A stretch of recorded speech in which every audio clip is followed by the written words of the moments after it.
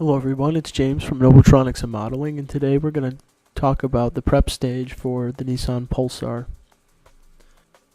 So step one is marking and sanding the mold lines. So you're probably wondering what mold lines actually are.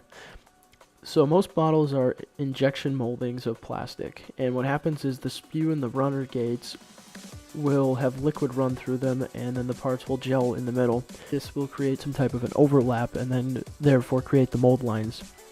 Mold lines can actually make paint run and things like that. So we don't want that. So what we're going to do is we're going to mark them off and sand them down.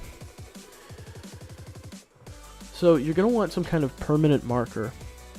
And then you're going to want to take the body of the car and search for the mold lines. Now you can't really see on camera here, but you can in the light. There are little lines in the bodywork that are from the injection molding. So a good thing to do is take a permanent marker and start marking them off. So essentially what you want to do is just make it dark enough to the point where you can see it pretty clearly. You don't want to overdo the permanent marker. It's not necessary.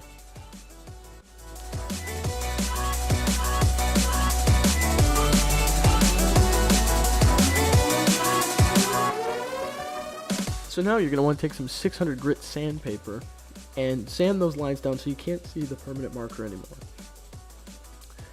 This will take a little bit of practice to learn how to sand properly, but once you get the hang of it, it's not so bad. It should be pretty easy to get rid of the permanent marker using the 600 grit, considering it's so coarse. So just take some time doing that.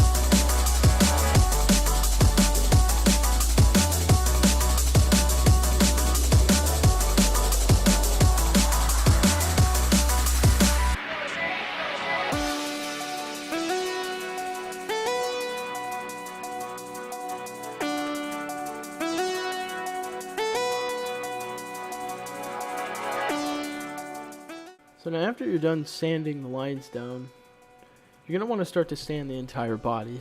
So this means do exactly what you did with the mold lines, but now to the entire body with the 600 grit sandpaper.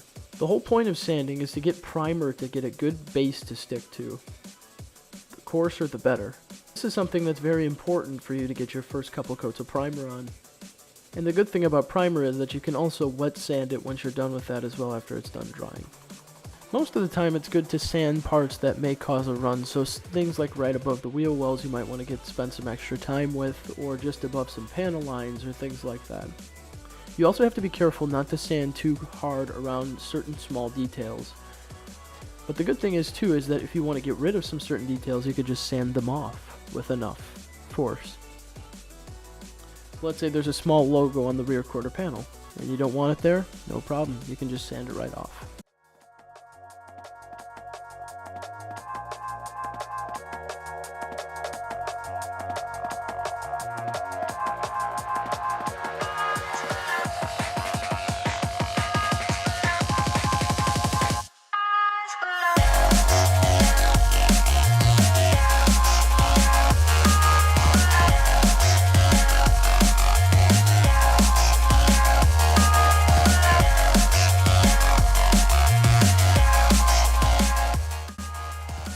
After sanding, it's very important to make sure the body is smooth.